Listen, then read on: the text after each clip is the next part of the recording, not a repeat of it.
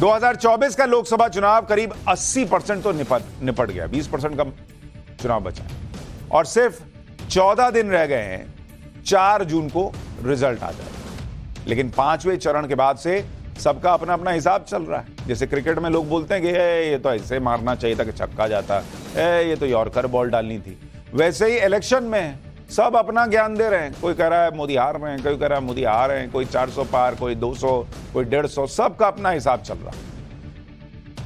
कोई कह रहा है कि फाइट हो रही है, कोई कह रहा है कि अब तो बस 2 फेज का चुनाव बचा है, मामला ऑलरेडी निपट चुका है और जब तक लास्ट वोट ना पड़ जाए तब तक क्लियर कट कोई नंबर बताया नहीं जा सकता। लेकिन अब जब 428 सीटों पर वोटिंग कंप्लीट हो चुकी है तो नेताओं के अपने अपने दावे क्या हैं, पहले आपको वो दिखा देता हूं।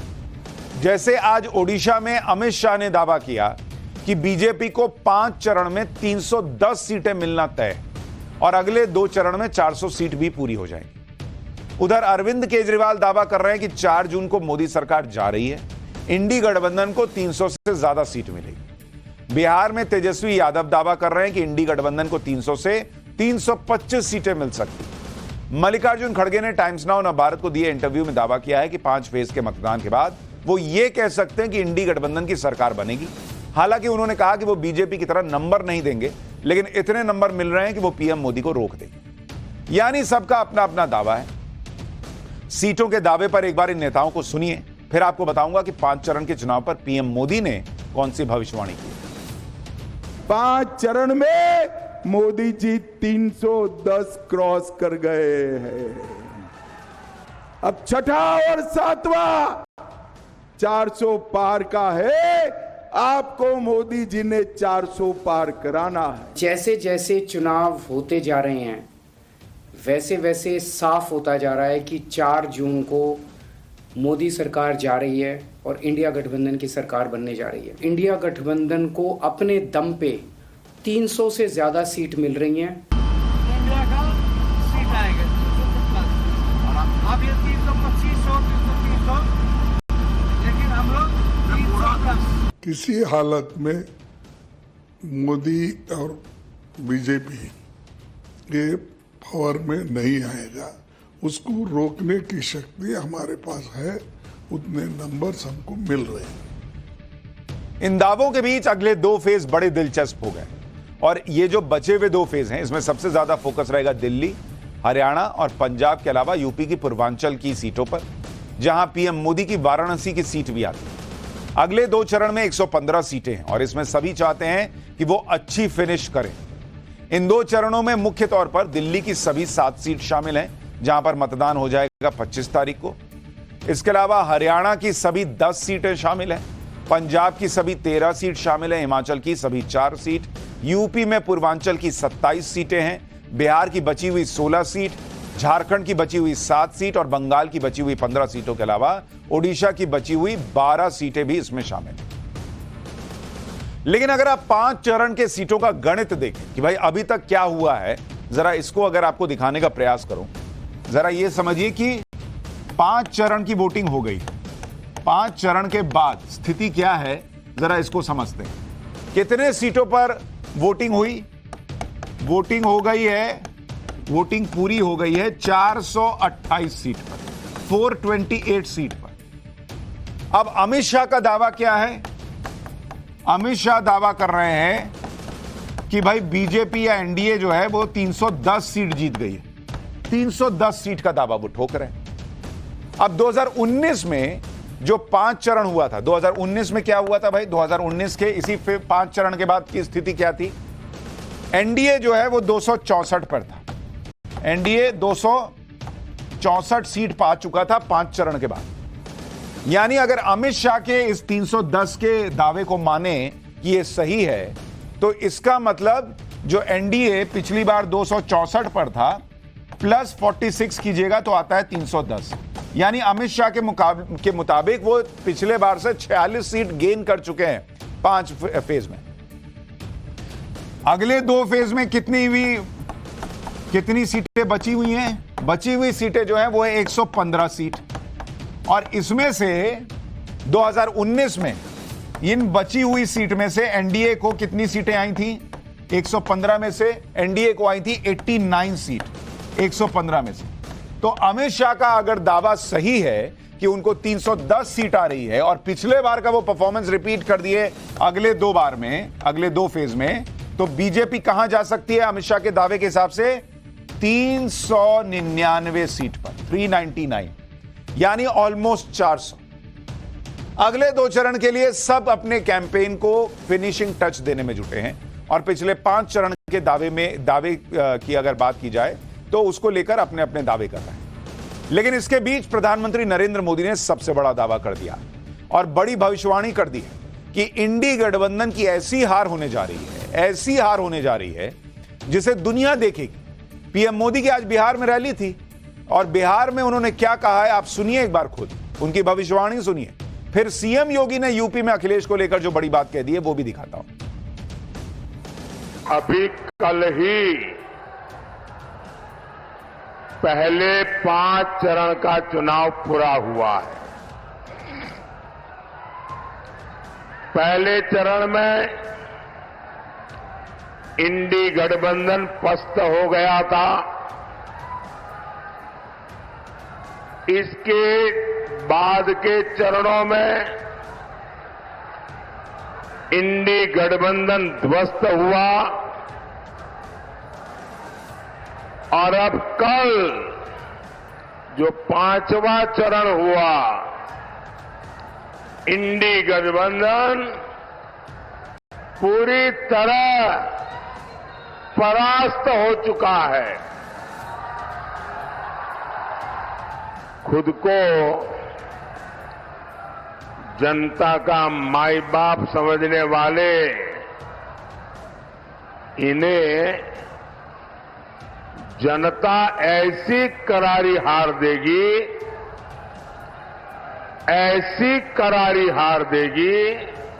कि दुनिया देखती रह जाएगी। यानी 5 फेज की वोटिंग के बाद प्रधानमंत्री नरेंद्र मोदी दावा कर रहे हैं कि इंडी गठबंधन की ऐसी करारी हार हो रही है कि दुनिया देखेगी। पीएम मोदी कल रात में ही बिहार पहुंच गए। चुनाव के बिजी शेड्यूल से टाइम निकालते हुए पीएम मोदी बीजेपी के दिवंगत नेता सुशील कुमार मोदी के घर भी गए। सुशील कुमार मोदी को श्रद्धांजलि दी, परिवार को भरोसा दिया कि मुश्किल वक्त में पूरी पार्टी आपके साथ है। इतना ही नहीं, इसके बाद पीएम मोदी रात में बीजेपी दफ्तर चले गए बिहार में।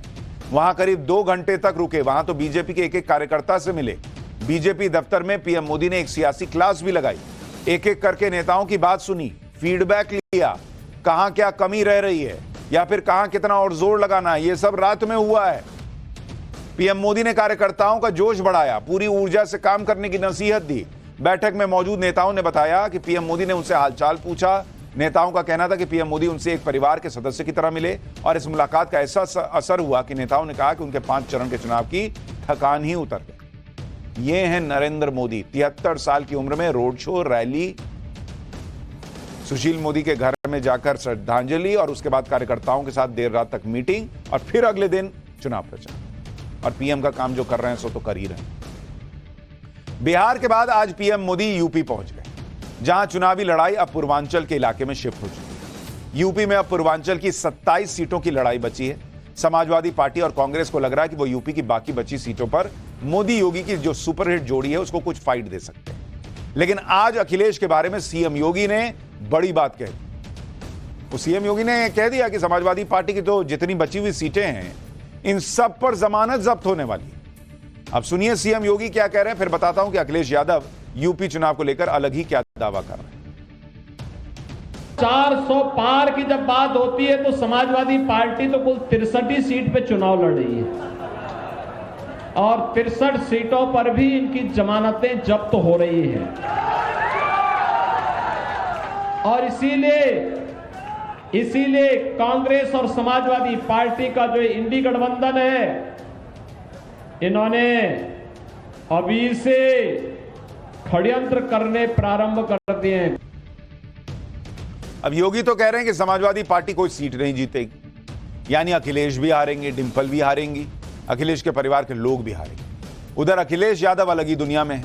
अब तक अखिलेश कह रहे थे कि यूपी की सभी सीटें वो जीत रहे हैं, सिर्फ वाराणसी की सीट पर लड़ाई है। लेकिन अब वो कहने लगे हैं कि वाराणसी में भी बीजेपी हार जाएगी। सुनिए अखिलेश यादव को, फिर आपको बताऊंगा कि अखिलेश यादव की रैली में कैसे हुड़दंग और हंगामा हो रहा है। जैसे ही चुनाव पूर्वांचल में आया है और चुनाव इधर आ गया है, अब तो लग रहा है कि 80 की 80 सीटें इस बार इंडिया गठबंधन जीतने जा रहा है। और क्यूटो के लिए सुपर ब्रेकिंग न्यूज यही है कि इस बार प्रधान सांसद जी क्यूटो वाली सीट भी हारने जा रहे हैं। देखिए क्या होता है, नेता जो है वो कार्यकर्ताओं में कॉन्फिडेंस जगाने के लिए कुछ भी बोलता है। एक होता है कि जमीन को समझते हुए, हालात देखते हुए आप कुछ दावे करते हैं, वो दावे ठीक होते हैं तो पब्लिक का आपकी बातों में विश्वास बढ़ता है।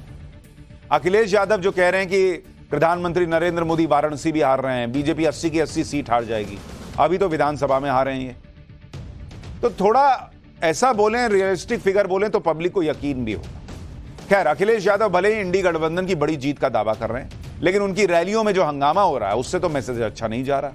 जैसे आज अखिलेश यादव की आजमगढ़ की रैली में हंगामा हो गया, अखिलेश यादव के सामने उनके समर्थक उपद्रव करने लगे, जमकर हंगामा हुआ, कुर्सियां तोड़ दी गई। मंच से रैली के आयोजक लगातार शांति की अपील करते रहे, लेकिन उसका कोई असर नहीं हुआ। मंच के सामने पहुंचने की होड़ में समर्थक आपस में भिड़ गए, हालात इतने बिगड़ गए कि पुलिस को लाठीचार्ज करना पड़ा, तब जाकर हालात काबू में आए। एक बार देखिए अखिलेश की रैली में क्या क्या और कैसे बवाल हुआ।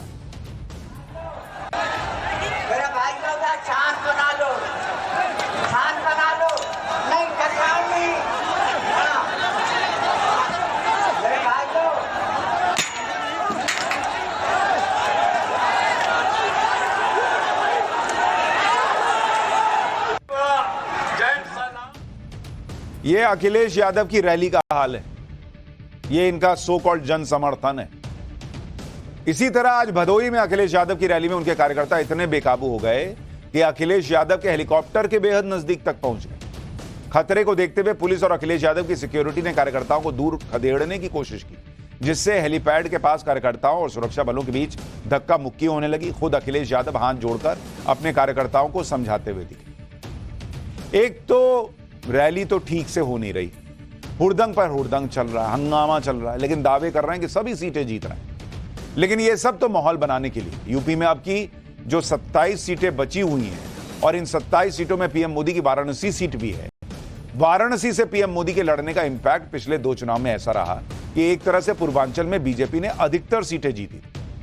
जैसे अगर आप देखें 2009 में ये जो बची हुई 27 सीटें हैं, एनडीए के खाते में सिर्फ 4 आई थी, इंडी गठबंधन को 13 मिली थी, बीएसपी को 10।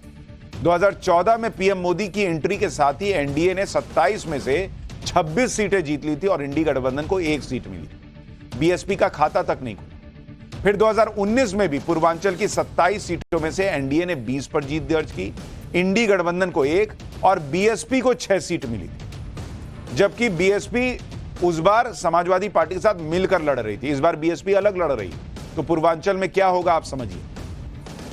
पिछली बार समाजवादी पार्टी और बीएसपी का गठबंधन था, जिसका पूर्वांचल में कुछ हद तक प्रभाव पड़ा, लेकिन इस बार यह गठबंधन भी नहीं है। इसलिए बीजेपी का टारगेट पूर्वांचल की सारी सीटें जीतने का। अगले 2 चरण में दिल्ली भी है, पंजाब भी है और हरियाणा में भी वोटिंग। इसमें दिल्ली के चुनाव पर सबकी नजर है, क्योंकि एक तो यहां पर अरविंद केजरीवाल के पॉलिटिकल स्टंट का टेस्ट होना है। भाई कह ना रहे हैं कि हमको अगर जेल जाने से बचाना चाहते हैं तो मोदी जी को हरा दीजिए। अब अगर मोदी जी जीत गए तो इसका मतलब पब्लिक आपको जेल भेजना चाहती है।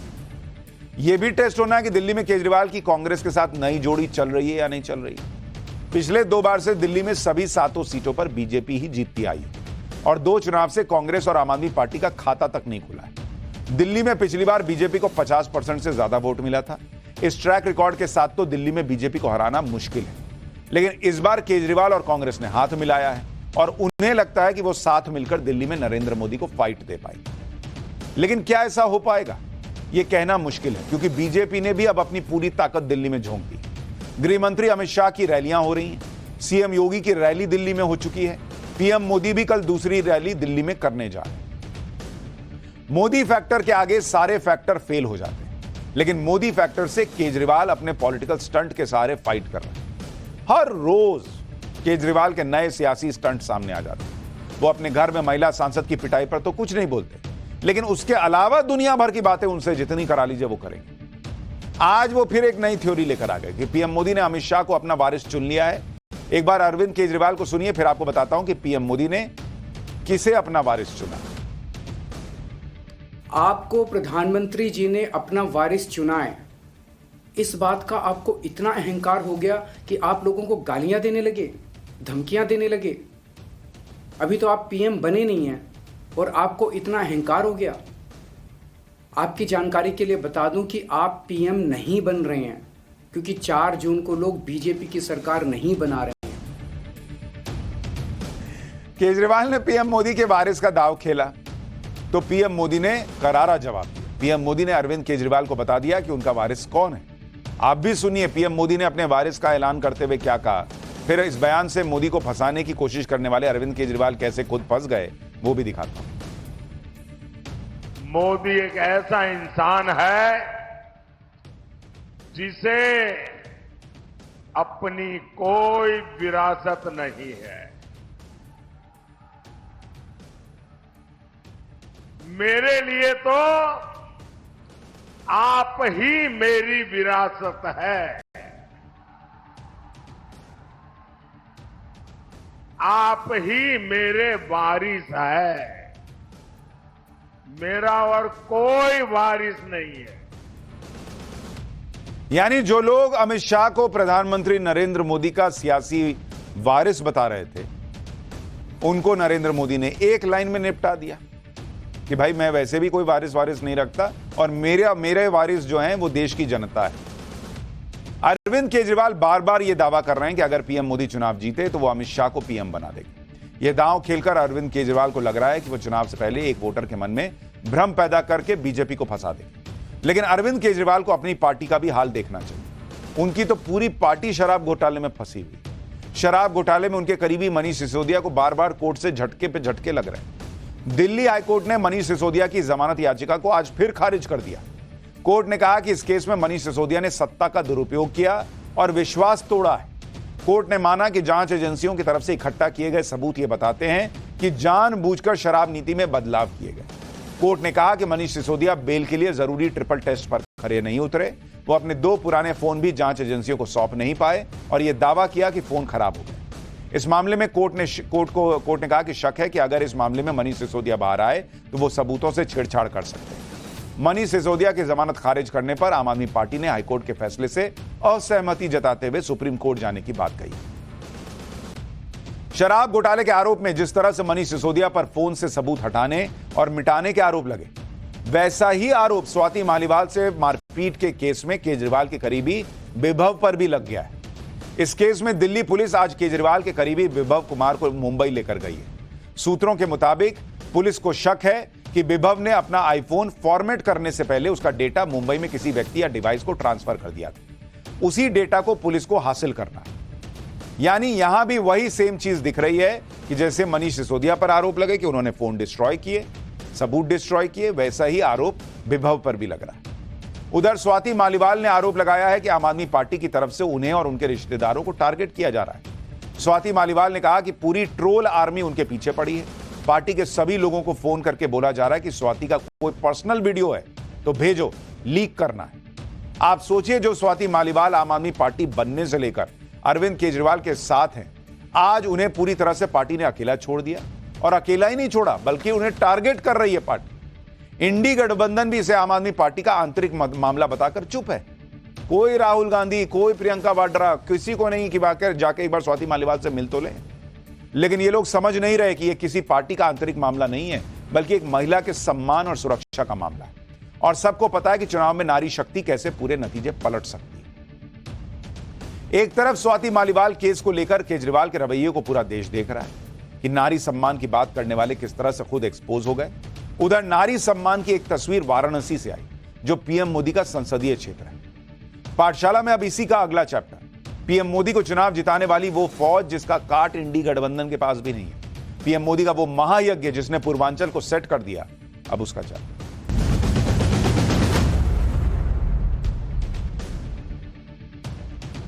वैसे तो अब चुनाव के सिर्फ 2 ही चरण बचे हैं, लेकिन इन 2 चरणों में भी इंडी गठबंधन के साथ बड़ा खेला पीएम ने किया है। पीएम मोदी को 400 सीटों तक पहुंचाने वाली वो फौज आ गई जिस फौज की काट इंडी गठबंधन के पास नहीं। ये फौज है महिला वोटर्स की। महिला वोटर्स के साथ पीएम मोदी का अलग ही एक इमोशनल कनेक्ट रहा है। आज यही कनेक्ट वाराणसी में पीएम मोदी के एक कार्यक्रम में दिखा, जो कार्यक्रम खास तौर पर नारी शक्ति से संवाद के लिए। पीएम मोदी और इस चुनाव के महिला वोट फैक्टर के कनेक्शन के बारे में आपको विस्तार से बताऊं, लेकिन पहले देखिए कि किस तरह से वाराणसी में आज इस कार्यक्रम में पीएम मोदी की एंट्री हुई और वहां हजारों महिलाएं इकट्ठा थीं। देखिए वहां माहौल कैसा था।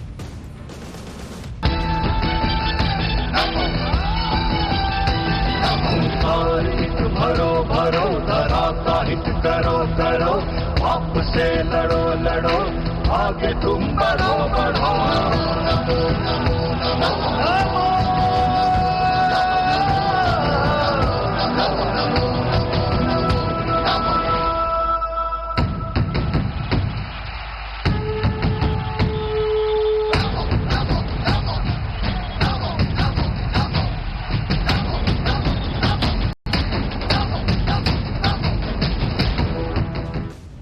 वाराणसी में यह नारी शक्ति संवाद कार्यक्रम खास तौर पर महिलाओं के लिए आयोजित किया गया। आप देखिए हजारों महिलाओं के बीच पीएम मोदी पहुंचे और पीएम मोदी ने वाराणसी से अपने नामांकन से पहले रोड शो किया था, जिसमें बड़ी संख्या में महिलाएं शामिल हुई थी। उसके बाद रुद्राक्ष कन्वेंशन सेंटर में आयोजित कार्यक्रम में भी महिलाओं की बड़ी संख्या दिखी थी, लेकिन रुद्राक्ष सेंटर की कैपेसिटी उतनी नहीं थी कि सारी महिलाएं एडजस्ट हो पाती वहां पर। उसी के बाद पीएम मोदी ने तय किया था कि सिर्फ महिलाओं के लिए अलग से एक कार्यक्रम किया जाए, जो आज नारी शक्ति संवाद के रूप में हुआ। नारी शक्ति संवाद कार्यक्रम की सारी जिम्मेदारी महिलाओं ने ही संभाली। वाराणसी के 1909 बूथ से यानी 1909 बूथ से लगभग 25,000 महिलाएं शामिल हुई इसमें। मंच संचालन, सुरक्षा और दूसरी व्यवस्थाएं महिलाओं ने ही संभाली।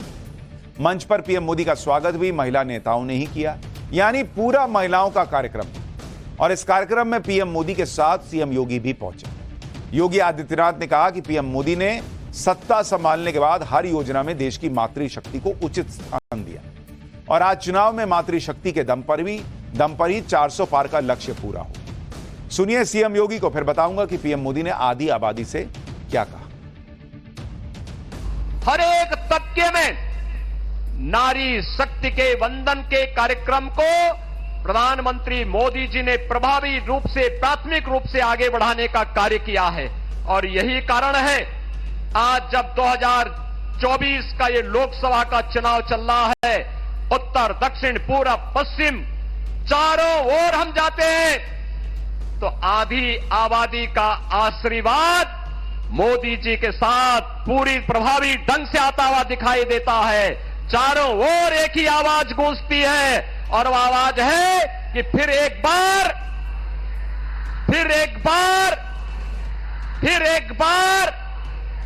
अब की बार।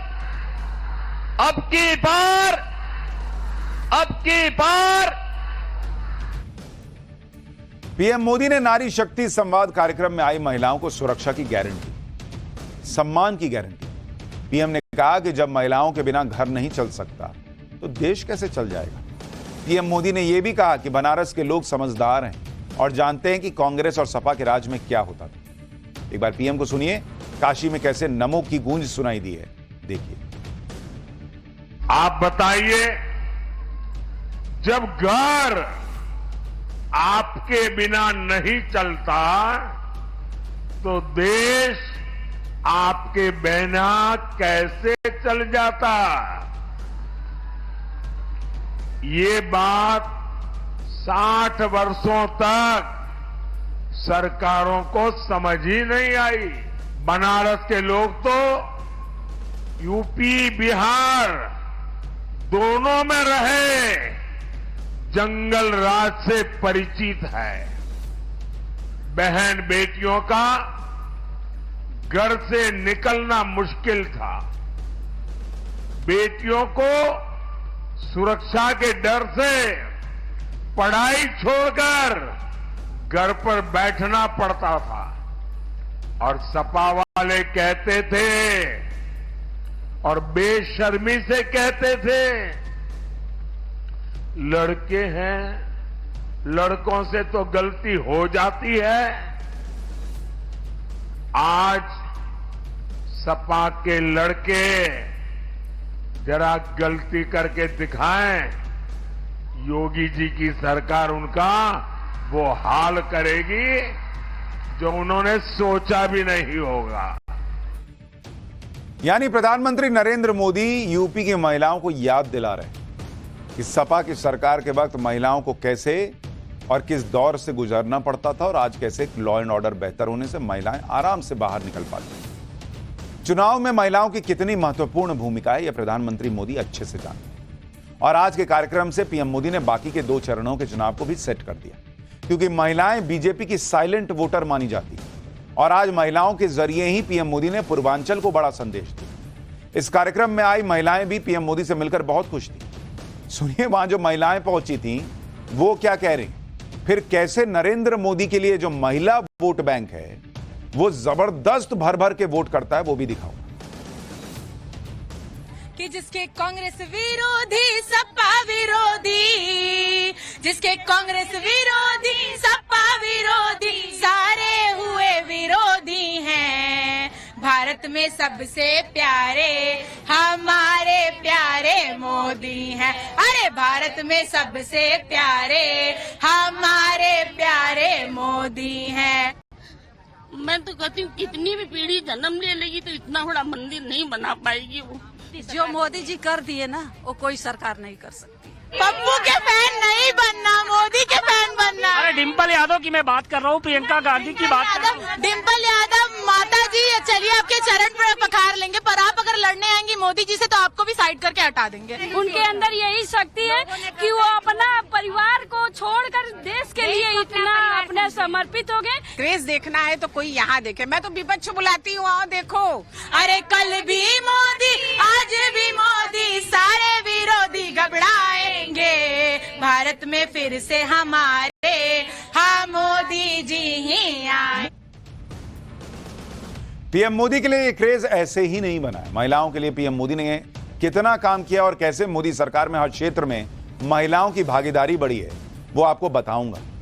लेकिन उससे पहले ये देखिए कि नरेंद्र मोदी के प्रधानमंत्री बनने के बाद से ही चुनाव में महिलाओं की भागीदारी कैसे बढ़ने लगी। अगर आप देखेंगे कि महिला वोटर्स की जो हिस्सेदारी है वो कैसे बढ़ी, और महिला वोटर की बात करूं, महिला वोटर्स अगर आप देखेंगे 2009 का अगर लोकसभा चुनाव देखेंगे, 2009 के लोकसभा चुनाव में 19 करोड़ महिलाओं ने वोट किया, 19 करोड़। लेकिन जब 2014 का चुनाव आया तो यह आंकड़ा बढ़कर 26 करोड़ हो गया, 26 करोड़। और 2019 में यह आंकड़ा बढ़कर 30 करोड़ के पार चला गया। 30 करोड़ महिलाओं ने वोट किया बॉस। हालांकि इस दौरान देश की आबादी भी बढ़ी है, लेकिन इसमें कोई दो राय नहीं कि नरेंद्र मोदी के प्रधानमंत्री बनने के बाद मतदान में महिलाओं की भागीदारी बढ़ी। इसका एक और डेटा आपको बताता हूं, वो सीटें जहां महिला मतदाताओं की संख्या पुरुषों से ज्यादा है। जैसे अगर आप देखेंगे महिला वोटर पुरुषों से ज्यादा, ये ऐसी कौन सी सीटें हैं, कितनी थी भाई?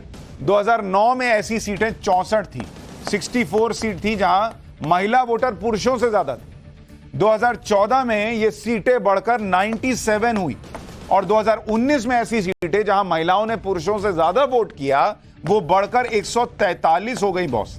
और कई विश्लेषक इसको नरेंद्र मोदी फैक्टर मानते हैं कि नरेंद्र मोदी के लिए वोट करने के लिए महिलाएं जो हैं वो घरों से ज्यादा निकली। यानी 10 साल में महिला वोटर्स की संख्या, ऐसी सीटें जहां पर पुरुषों से ज्यादा महिलाओं ने वोट किया, वो ऑलमोस्ट डबल हो गई। पीएम मोदी को मिलने वाला महिला मतदाताओं का वोट कैसे बढ़ता गया वो भी आपको दिखाता हूं। देश में कुल महिला वोटर 48% है।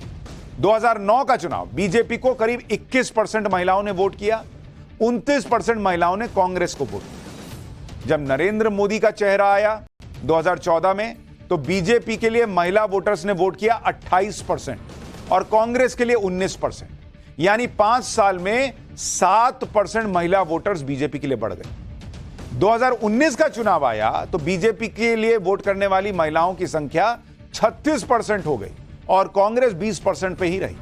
यानी 10 साल में बीजेपी का महिला वोट बैंक 15% बढ़ चुका है और इसी 10 साल में कांग्रेस का महिला वोट 9% घट गया। अभी जो लोकसभा चुनाव चल रहा है उसमें महिला मतदाताओं की भूमिका के बारे में भी आपको बताता हूं। एसबीआई की रिसर्च के मुताबिक 2019 की तुलना में इस बार लोकसभा चुनाव के पहले 4 चरणों में करीब 94 लाख ज्यादा महिलाओं ने वोट किया है। और इसको भी कई लोग जोड़ के देख रहे हैं कि महिलाएं घरों से ज्यादा निकली हैं, इसका मतलब वो मोदी को ही वोट करके आई हैं या नहीं है तो 4 जून को पता चलेगा। 2019 की तुलना में इस बार पहले 4 चरणों में करीब 84 लाख ज्यादा पुरुषों ने वोट किया। महिला वोटर्स की संख्या बढ़ने के पीछे उज्ज्वला योजना, मातृ वंदन योजना और पीएम आवास योजना को बड़ी वजह माना जा रहा है। महिला मतदाताओं का रुझान पीएम मोदी की तरफ है तो उसकी वजह भी है।